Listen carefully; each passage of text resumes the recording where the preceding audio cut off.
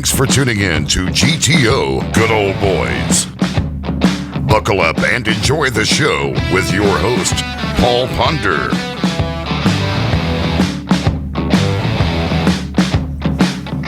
Hey guys, I'm Paul Ponder. I'm the host of GTO Good Old Boys. I really appreciate y'all tuning in tonight, and we got a special fishing type report coming in from the one and only Andrew Nordbye. Thank you, Paul. Thanks Andrew, for having me back. Well, thank you for coming back. I really appreciate you doing it. You've had a super year this year. But first of all, let's cover what the bass are doing on Guntersville right now. Sure. I mean, I've heard they're spawning. I've heard it's post-spawn, pre-spawn. It's all spawn. Yeah. The whole night. So take it away and tell us. Going on.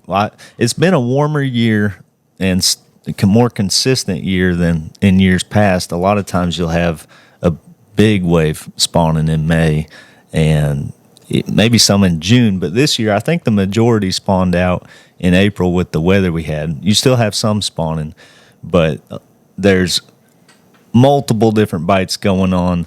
It's the best time of the year to fish on Guntersville, no matter what your favorite technique is. For numbers and size? Numbers and size. Wow, guys. I would say so.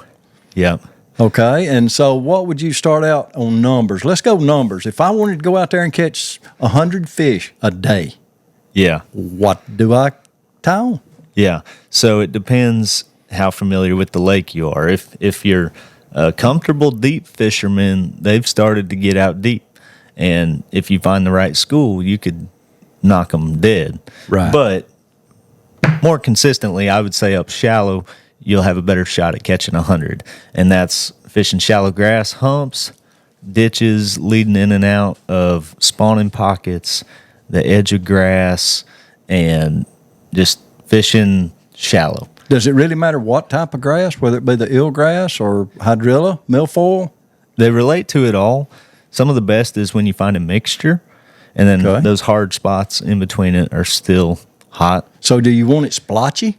Yeah. Okay. If you find that up shallow, throwing a wacky rig, a Texas rig around that is really good. Hard to beat. Brush hog? Yep. Brush hog, beaver, wacky rig Senko, rage craw. Really good. Really good. What about a Carolina rig? Would that be good?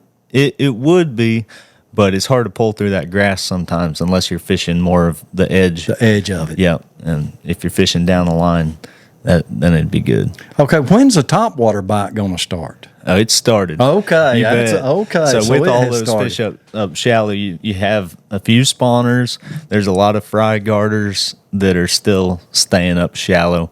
And they'll hit top water. If you throw a frog, all that floating eelgrass is everywhere. Yes. But people think frogging on Guntersville is prime in September and October. But right now, they crush a frog just after the spawn. Popping frog or just a regular frog? Either one. Either or. Either one, yep. I prefer popping frog, throwing it in some of the holes and places they can smash. So you could work it till you got to a hole and then really pop it and just let it sit there. Yeah, I try and walk it. Oh, you keep it moving all the time. I pause it, but I'll walk, and pause it, and then I'll twitch it once more and try and get it to pop the other way. And that it's over then. Yeah. You got to wait till you feel them on the frog before you set the hook? Yeah.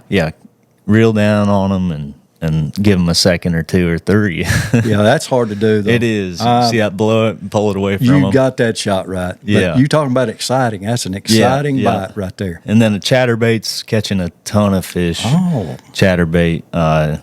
Natural colors, shad or green pumpkins, typically your best, and some sort of just swim bait trailer. Set your boat in 7-8 foot of water, throw in? Yeah. 9 foot maybe? Yeah, you can even tie on like a 3/4 ounce and fish the deeper grass in that 9 to 12 when you find those edges with a little bit heavier one. But yeah. Well, that sounds like a winner. Once you run into them, they're in the area. So it's just time to come to Guntersville and fish because the numbers and the size are going to be there. Yes. And they're post-spawn, so they're hungry. They are. They're feeding up, and they're... Well, that's another good thing for Bass Cash Bash. Yes. I mean, man, it's still going on. It's going on through July 4th. Yeah.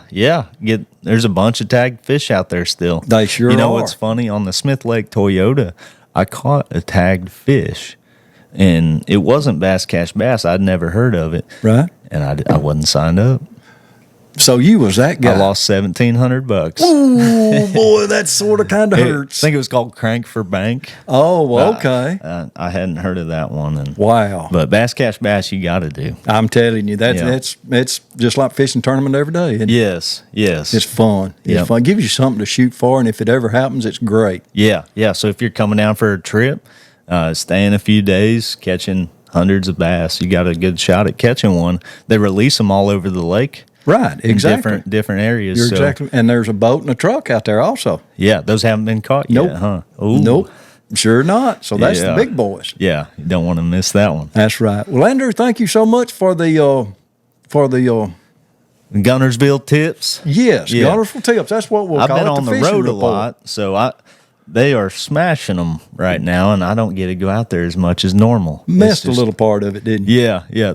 The focus is on the family when I'm There in you between go. tournaments lately, and the twins are almost 6 months old now. Wow. Yeah, so we just put them down for a nap right before we came. Well, great. That sounds like a winner. But the report was fantastic. And what we're going to do, guys, is we're going to thank Andrew for this. And please watch and listen, because we're going to see how good a year he's had. And he's going to be willing to tell us here in just a few minutes. Y'all stay tuned. Thanks a lot.